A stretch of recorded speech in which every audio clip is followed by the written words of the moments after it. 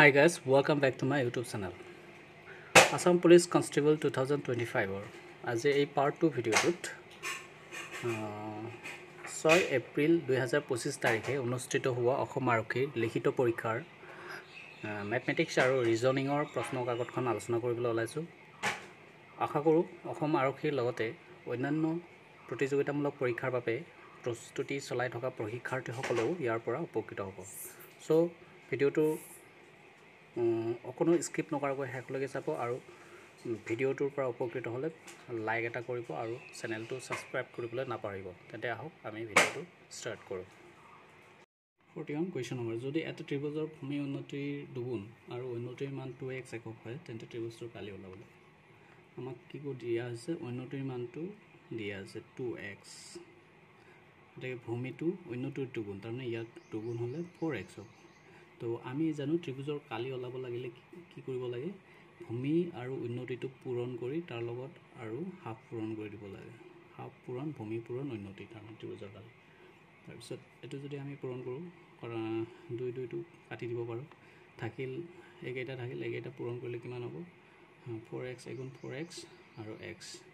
গোটেইকেইটা পূৰণ কৰিলে 4x স্কুৱেৰ। তো এইটো হ'ব 4x স্কুৱেৰ বৰ্গ একক। তো ৰাইট অপশ্যনটো হ'ব ডি। নেক্সট 42 কুৱেশ্যন, তলৰ কোনটো এটা ত্ৰিভুজৰ তিনিটা বাহুৰ যোগ হ'ব নোৱাৰে। তো আমি জানো ত্ৰিভুজৰ তিনিটা বাহুৰ যোগ হ'বলৈ হ'লে কি হ'ব লাগে, ত্ৰিভুজৰ যিকোনো দুটা বাহু যোগ কৰিলে তৃতীয় বাহুতকৈ ডাঙৰ হ'ব লাগে। তো আমি চাই লওঁ, ইয়াৰে যদি আমি 6 আৰু 5টো যোগ কৰোঁ 11 পাম, এইটো ইয়াতকৈ ডাঙৰ হৈ গ'ল। তাৰপিছত এইটো যদি আমি পাওঁ 7 আৰু 8 যোগ কৰোঁ 15 পাম, এইটো 14তকৈ ডাঙৰ হ'ল। তাৰপিছত এইটো যদি আমি 10 আৰু 8 যোগ কৰোঁ 18 পাম, এইটো 20তকৈ সৰু হৈ গ'ল। তো এইটো নহ'ব, ত্ৰিভুজৰ বাহু হ'ব নোৱাৰে। এইটো যিকোনো দুটা বাহু যোগ কৰিলে তৃতীয় বাহুতকৈ সৰু হৈ গ'ল, এইটো ডাঙৰ হ'ব লাগে। ডি নম্বৰটো হ'ব 20 আৰু 12 যোগ কৰিলে আমি 32 পাম, তৃতীয় বাহুতকৈ ডাঙৰ হ'ল, এইটো হ'ব।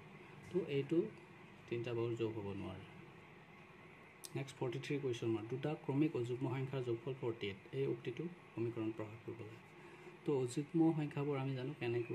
1 3 5 7 এইবিলাক হয় অযুগ্ম সংখ্যা, এনেকৈ গৈ থাকে। তো অযুগ্ম এটা সংখ্যা ক্ৰমিক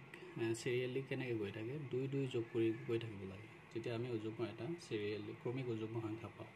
3ৰ লগত 2 যোগ কৰিলে 5, 5ৰ লগত 2 যোগ কৰিলে 7, এনেকৈ আহি যাব অযুগ্ম সংখ্যাবোৰ 2 যোগ। তো আমি ধৰি ল'লোঁ প্ৰথম অযুগ্ম সংখ্যাটো নাজানো, আমি x বুলি ধৰিলোঁ প্ৰথম অযুগ্ম সংখ্যাটো।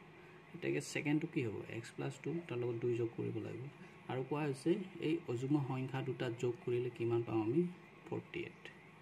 x + 2 = 48, এইটো হ'ব ৰাইট অপশ্যন, চি টো হ'ব right option. Next 44 question number, x অক্ষ আৰু y + 2 = 0 ৰেখাডালৰ মাজৰ দূৰত্ব ওলাব লাগে।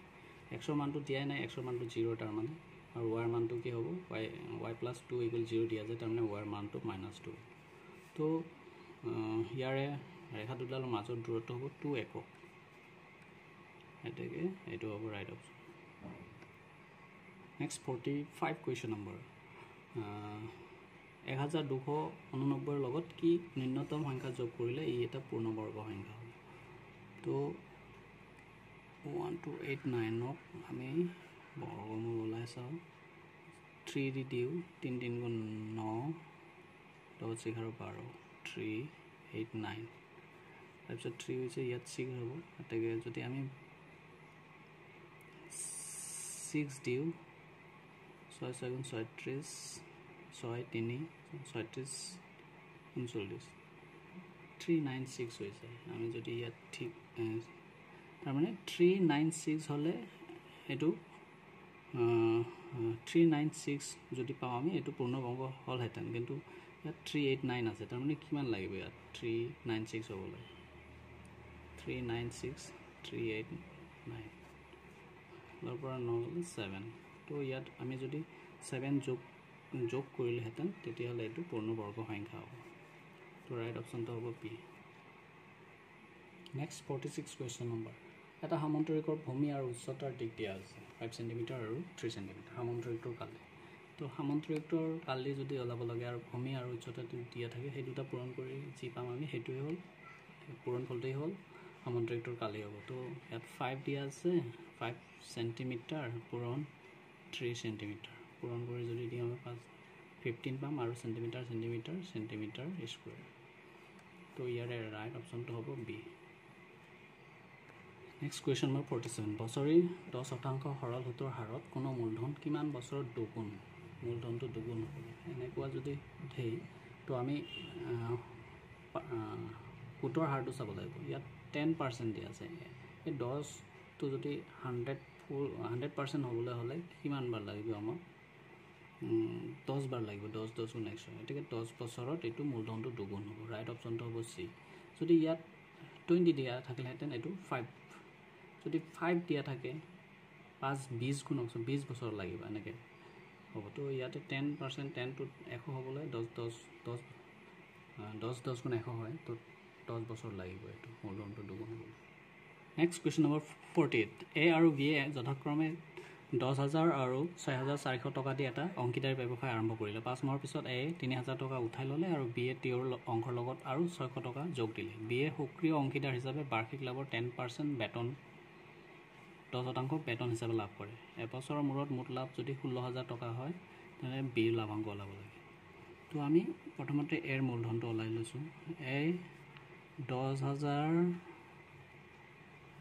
দিছে 5 মাহলৈকে 5 মাহৰ পিছত কি কৰিছে 3,000 উঠাই লৈছে 10,000 পৰা তাৰমানে থাকিল 7,000 টকা বাকী 7 মাহৰ কাৰণে ঠিক তেনেকৈ বি এ 6,400 টকা দিয়া হৈছে এইটো 5 মাহলৈকে ইও 5 মাহৰ পিছত কি কৰিছে আকৌ 600 টকা এড কৰিছে ইয়াৰ লগত 600 টকা এড কৰিলে হৈ যাব 7,000 টকা বাকী 7 মাহটো 7,000 তো আমি যদি এইটো কৰোঁ 10 5 গুণ 50,000 আৰু 7 গুণ 49,000 এই দুটা যোগ কৰিলে আমি পাম 99,000 আৰু এইটো যদি আমি পূৰণ কৰোঁ 5 4 গুণ 20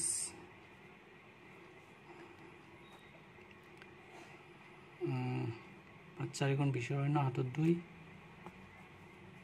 5 4 গুণ 20 অন্য হাতত 2 6 5 29 31 32 32 আৰু এইটো 49 তো এই দুটা যোগ কৰিলে আমি পাম 10 11 8 81,000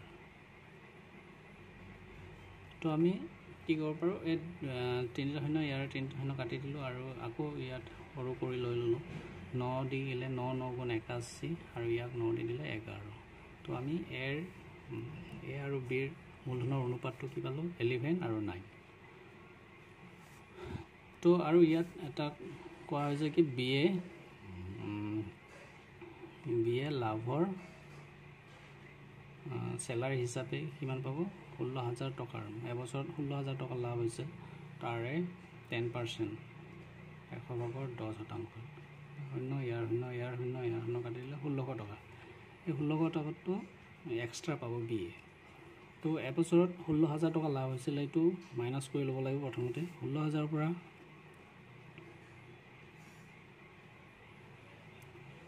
1600 টকা যদি আমি মাইনাছ কৰি লওঁ থাকিব কিমান 14,400 টকা এই 14,400 টকাটোৰ বি এ কিমান পাব বি এটো ওলাব লাগিব 14,400 টকাৰ এই অনুপাত দুটা যোগ কৰিব লাগিব মুঠ যোগ কৰিলে কিমান হ'ব 11 9 10 20 বি এ পাব 9 ওপৰত 9 লিখিব লাগিব তো কিমান হ'ব ইয়াৰ শূন্য কাটি দিলোঁ 2 দি ইয়াক কাটি দিলোঁ 2 7 গুণ 14 2 2 গুণ 4 আৰু এটা শূন্য আছে তো এইটো পূৰণ কৰি দিব লাগিব এইটো পূৰণ কৰি দিলে আমি কিমান পাম 0 9 2 গুণ 18 8 হাতত 1 64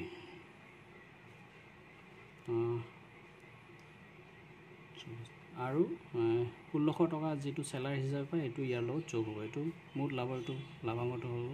আৰু 1600 যোগ হ'ব গতিকে যোগ কৰিলে আমি পাম 10 8,080 টকা তো ৰাইট অপশ্যন হ'ব ইয়াৰে C2 নেক্সট 49 কুৱেশ্যন নম্বৰ আমাক মান নিৰ্ণয় কৰিব লাগে ইয়াৰ মান তো কি দিয়া আছে 3/2 মাইনাছ আৰু ভিতৰত মাইনাছ আছে দুটা মাইনাছ চিন এইটো আমি যদি লগ লগাই দিওঁ মাইনাছ মাইনাছ প্লাছ হৈ গ'ল আৰু এইটো লিখিলোঁ তাৰপিছত ইয়াতো প্লাছ আছে ইয়াতো মাইনাছ আছে প্লাছ মাইনাছ আমি কি দিব পাৰোঁ মাইনাছ দিব পাৰোঁ তাকে ভিতৰত যিখিনি আছে এইটো মিশ্ৰ ভগ্নাংশ এইটো আমি অপ্ৰকৃত ভগ্নাংশ লৈ ল'লে কি হ'ব তলত যি আছে সেইটো থাকিব তলত 9 আছে 9 লিখিলোঁ আমি এই দুটা পূৰণ কৰিব লাগে আৰু ওপৰতো তালত যোগ দিব লাগে 9 × 18 19 20 তাৰপিছত এই দুটা আমি কি কৰিব লাগে যোগ আৰু এইটো বিয়োগ কৰিব লাগে ন গতিকে আমি তলৰ কেইটাৰ লসাগু কি হ'ব 9 হ'ব 3 আছে ইয়াত 9 আছে 9 হ'ব লসাগু 9 তাৰপিছত আমি এনেকৈ যাব লাগিব 3 লগত কিমান পূৰণ কৰিলে 9 হ'ব 3 এটাকে ওপৰত সেই 3টো পূৰণ কৰিব 3 লগত 3 পূৰণ কৰিলে যিহেতু 9 হয় 3 2 গুণ 6 লিখিব লাগিব ইয়াতো 3 লগত 3 পূৰণ কৰিলে আমি 9 পাম এইটো ওপৰত 3 পূৰণ হ'ব 3 1 গুণ 3 এটাকে 9ৰ লগত কিমান 1 পূৰণ কৰিব লাগিব এটাকে ওপৰত 1 20 1 গুণ 20 তো 6 আৰু 3 যোগ কৰি দিলে 9 পাম আৰু ইফালে 20 তো 9 পৰা 20 নাযায় 20ৰ পৰা উল্টাকে 9 বিয়োগ কৰিব লাগিব এটাকে কিমান পাম আমি 11 পাম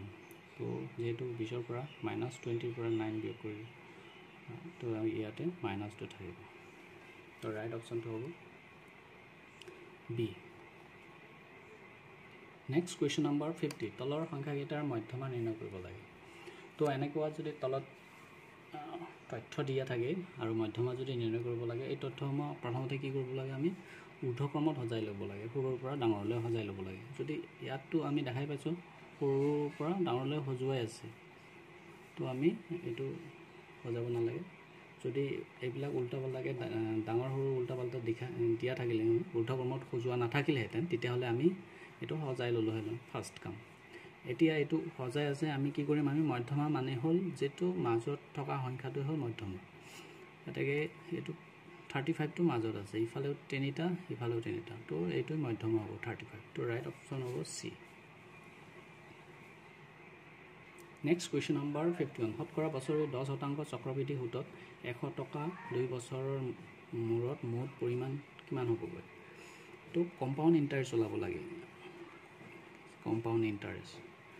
আমি জানো সিম্পল ইণ্টাৰেষ্ট ওলাব লাগিলে আমি কেনেকৈ ওলাম PRT ডিভাইডেড বাই 100 P মানে মূলধন R মানে সুতৰ হাৰ T মানে টাইম এনেকৈ ওলায় আমাক সৰল সুত ওলাব দিয়া নাই কম্পাউণ্ড ইণ্টাৰেষ্ট কেনেকৈ ওলায় P1 plus R by 100 N এইটো সূত্ৰত আমি ওলাব তো P মানে হ'ল মূলধন মানে 100 টকা 1 প্লাছ R মানে হ'ল 10 দিয়া আছে আৰু N মানে হ'ল 2 তো এটা শূন্য কাটি দিব পাৰোঁ 10 থাকিল তলত আৰু 1 প্লাছ 10/1 এইটো যদি যোগ কৰোঁ আমি কি পাম আমি 10 তলত ওপৰত 11 পাম 10/1 আৰু বাহিৰত আছে 2 হোল স্কুৱেৰ তাৰমানে এইটো দুটা দি লিখিব লাগিব তো তাৰপিছত এইটো যদি আমি ইয়াৰ শূন্য এটা কাটি দিওঁ ইয়াৰ শূন্য এটা কাটি দিওঁ তো থাকিল একেইটা এটাকে এইটা পূৰণ কৰি দিলে কি হ'ব 11 পূৰণ কৰিলে 1 to 1 তো 221 টকা হ'ব ৰাইট অপশ্যন হ'ব আৰু 121 টকা হ'ব ৰাইট অপশ্যন হ'ব এ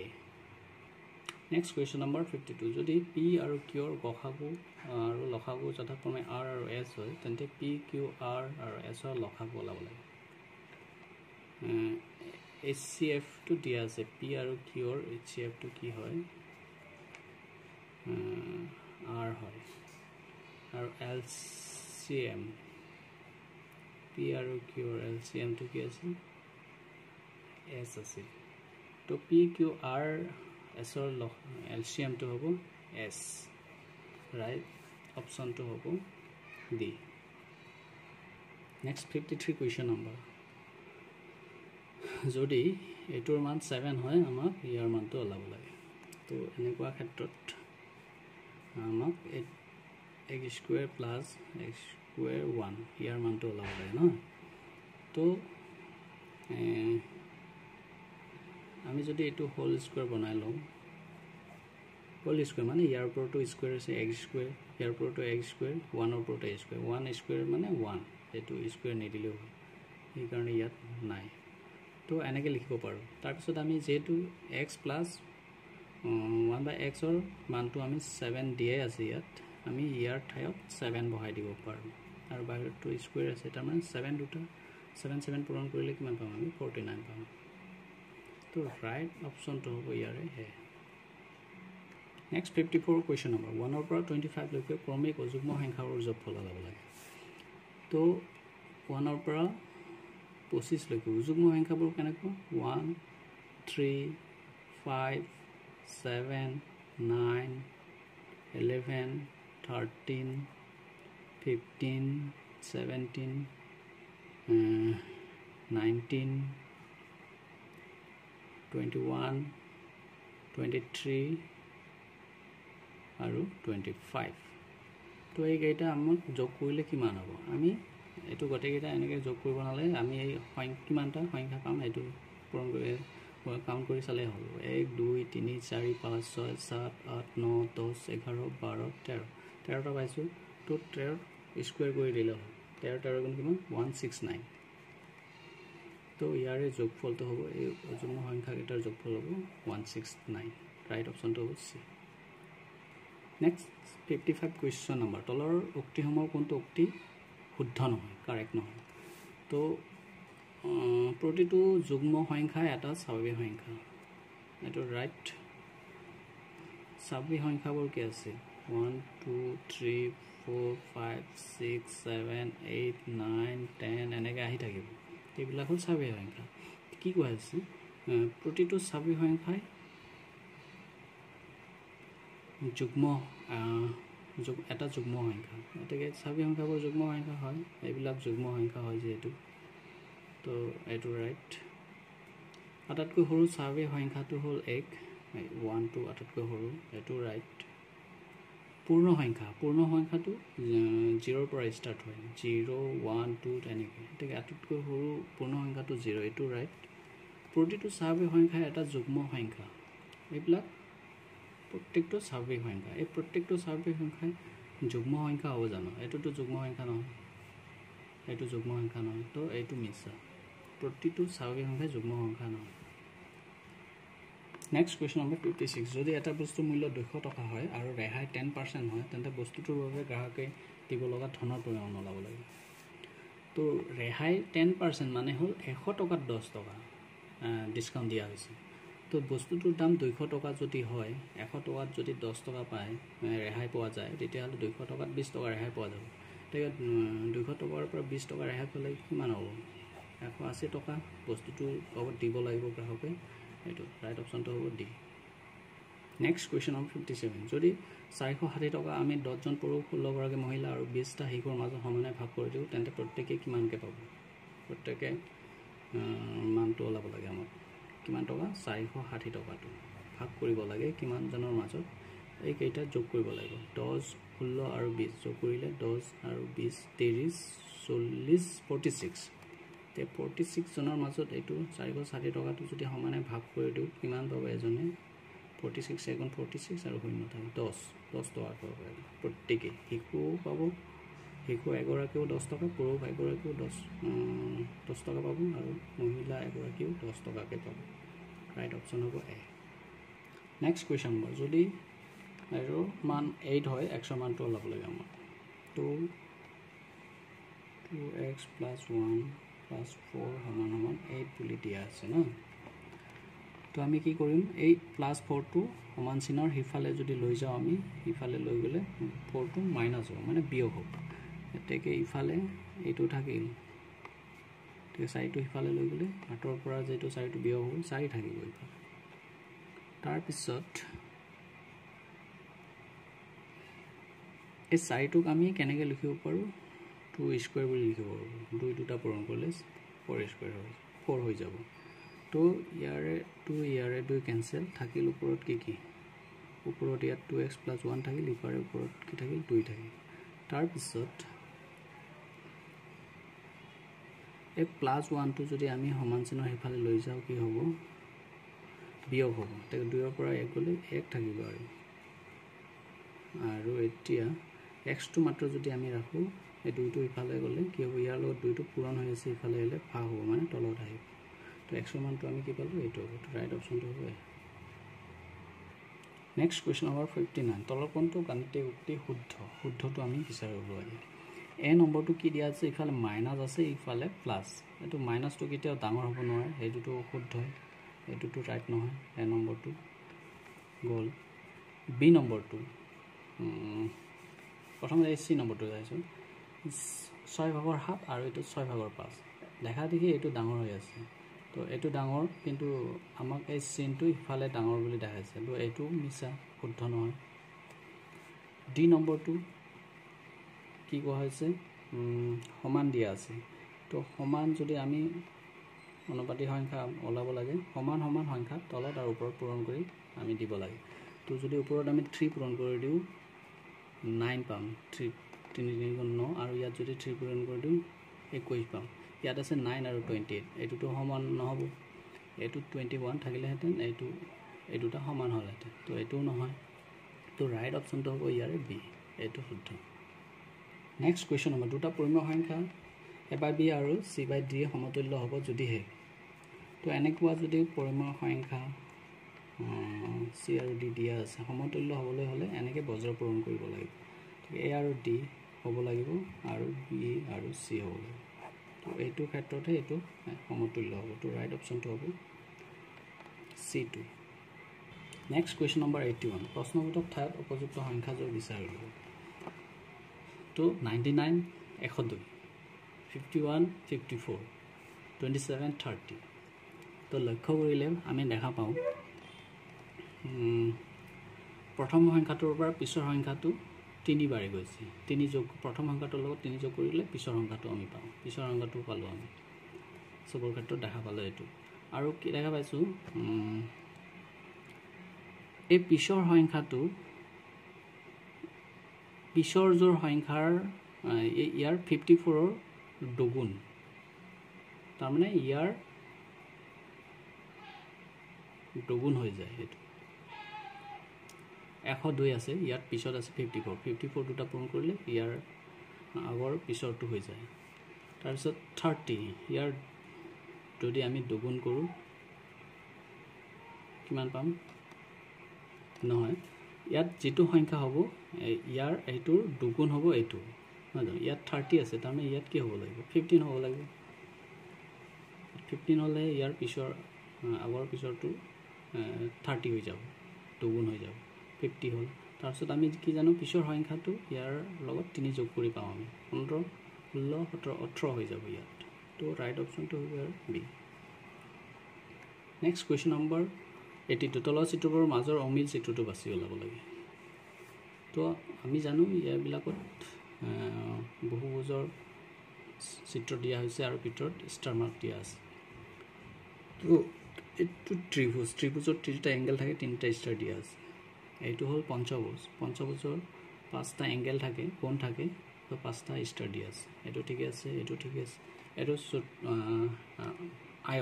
আয়তৰ চাৰিটা কোণ থাকে তো ইয়াৰে চাৰিটা ষ্টাৰ দিয়া আছে কিন্তু ইয়াতে এটো হল খৰভুজৰ ছয়টা কোণ থাকে কিন্তু ষ্টাৰ দিয়া হৈছে পাঁচটা তো ইয়াৰে এইটো হ'ব অমিল ৰাইট অপচন হ'ব সি নেক্সট 83 কোৱেশ্চন নম্বৰ তলৰ চিত্ৰবোৰৰ পৰা হেৰুৱা সংখ্যাটো বাছি উলিয়াওক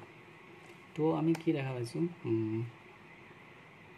এটো যদি আমি এনেকে কৰো 20 ৰ পৰা 9 গলে কিমান থাকিব 11 থাকিব মানে 11 যদি স্কয়াৰ কৰি দিও আমি এইটো হৈ যায় 1 to 1 এটো হল ইয়াৰ পৰা এটো যদি আমি বিয়োগ কৰি দিও 24 ৰ পৰা 11 গলে থাকিব 13 ক যদি আমি স্কয়াৰ দিও 169 পাম তো ঠিক তেনেকৈ এইটো হ'ব 32 ৰ পৰা 17 যদি আমি বিয়োগ কৰি দিও তো কি পাম 32 ৰ পৰা 17 বিয়োগ কৰিলে 15 পাম তাকে 15 স্কয়াৰ কৰিলে আমি কি পাম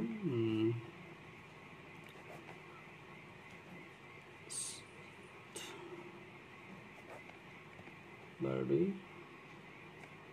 2 to 5 তো ৰাইট অপশনটো হ'ব ইয়াৰে C2 নেক্সট কুৱেশ্যন নম্বৰ 84 অমিল চিত্ৰটো বাছি ওলাব লাগে তো চিত্ৰবিলাক কি দিয়া হৈছে এই যেটো বৰ্গ আছে সেই বৰ্গটোৰ বাহুৰ লগত সিধাকৈ আছে কটি তিনিটা চিত্ৰ বাকি এটা চিত্ৰ সেই বৰ্গটোৰ বাহুৰ লগত সিধাকৈ থকা নাই টেৰাকৈ আছে এটো কণাকণি আছে তো এইটো অমিল চিত্ৰ হ'ব ইয়াৰ right option next question number 85 তলৰ চিত্ৰবোৰৰ পৰা হেৰুৱা সংখ্যাটো বাছি উলিয়াই আমি ইয়াত কি হ'ব ওলাব লাগে তো এটো যদি আমি চাও 6 পৰা 4 যদি বিয়োগ কৰি দিও 2 পাম 2 3 গুণ 6 এটো নিমিলে ইয়াৰ পৰা যদি আমি বিয়োগ কৰো 6 পৰা 3 যদি বিয়োগ কৰি দিও 3 পাম এটাকে ওপৰটোত যদি 3 পূৰণ কৰো 4 3 12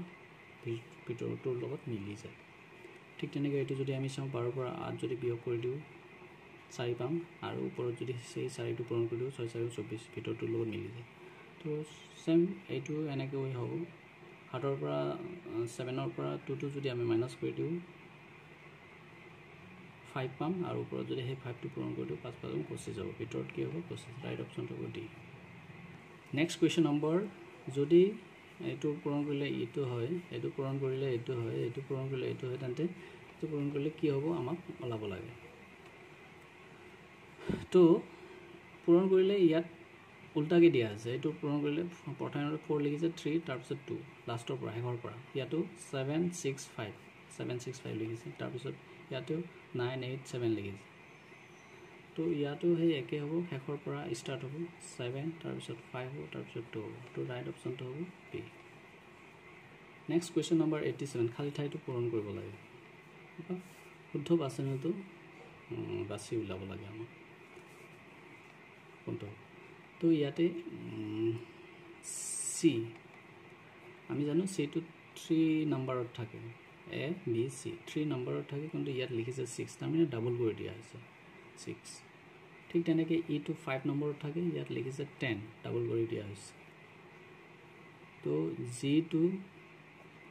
7 নম্বৰত থাকে ইয়াত 14 কৰা হৈছে ঠিক তেনেকৈ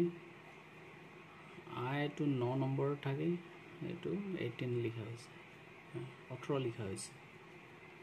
তো ইয়াৰে কোনটো হ'ব তেতিয়া হলে কে টু যেহেতু 11 নম্বৰত থাকে তো পাইছো ডাবল কৰি দিলে তো এটো হ'ব right option next question number 88 এটো খালি ঠাইত পূৰণ কৰিব লাগে তো ইয়াত xx y আছে মানে xx ইয়াত আমি y বহাই দিব পাৰো আগৰটো হেখৰটো আৰু লাষ্টটো y xx ইবাৰ xx হোৱাৰ পিছত y হৈ যাব ইবাৰ xx y xx y xx এনেকৈ তো ইয়াৰে ৰাইট অপচনটো হ'ব কি হ'ব y প্ৰথমতে হ'ব তাৰ পিছত আকৌ y হ'ব তাৰ পিছত x হ'ব তাৰ পিছত x হ'ব তাৰ পিছত y হ'ব তো ৰাইট অপচন কোনটো তো সি টো হ'ব ৰাইট অপচন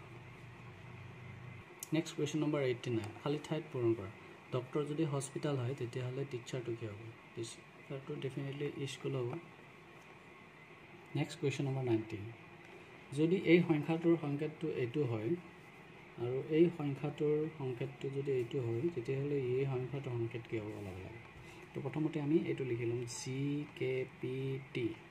এটো 5789 আৰু এ এল ইউ আৰ এটো হল 2436 তো আমাক কোনটো ওলাব লাগে 24539 ৰ সংকেতটো ওলাব লাগে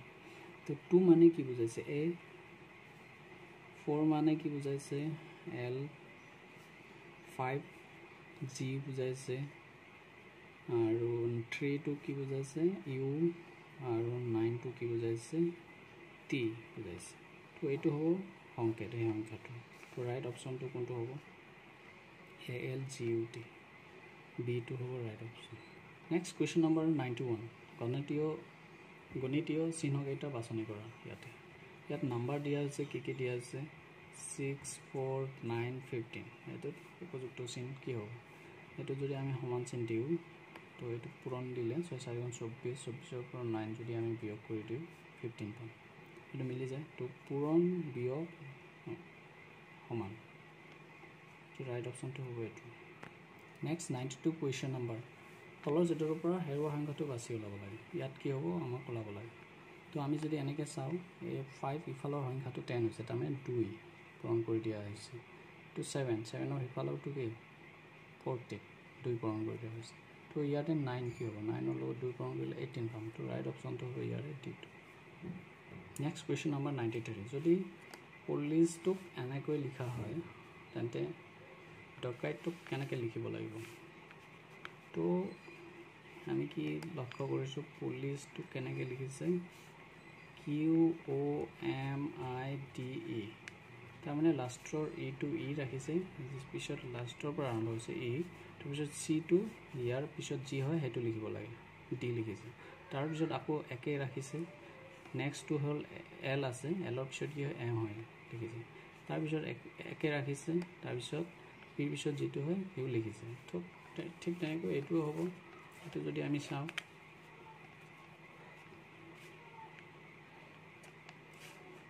লাষ্টৰ টিটো টিয়ে থাকিব আৰু পিছত কি হয় জে হৈ যায় তাৰপিছত অ'টো একে থাকিব চিৰ পিছত কি হৈ যায় ডি হৈ যায় তাৰপিছত এটো একে থাকিব ডি পিছত কি হৈ যায় ই হৈ যায় তো ৰাইট অপশ্যনটো হ'ব EADOGT চি অপশ্যনটো ৰাইট নেক্সট কুৱেশ্যন নম্বৰ 94 এক স্বচ্ছ পৃষ্ঠাত অংকিত এইটোক যদি আমি বিন্দুযুক্ত ৰেখাৰ সাপেক্ষে ভাঁজ কৰোঁ তেন্তে পৃষ্ঠাটো কেনেকৈ দেখা যাব তো আমি এই বস্তুটোক যদি আমি এনেকৈ ইফালৰ পৰা এনেকৈ যদি বাওঁফালৰ পৰা যদি বাওঁফালৰ পৰা যদি এনেকৈ জপাই দিওঁ তেতিয়াহ'লে এইটো আমি এনেকৈ দেখা পাম আৰু ইফালৰ পৰাও সোঁফালৰ পৰাও যদি আমি ইফালে জপাই দিওঁ তেতিয়াহ'লে এনেকৈ দেখা পাম তো ৰাইট অপশ্যনটো হ'ব ইয়াৰে চিটো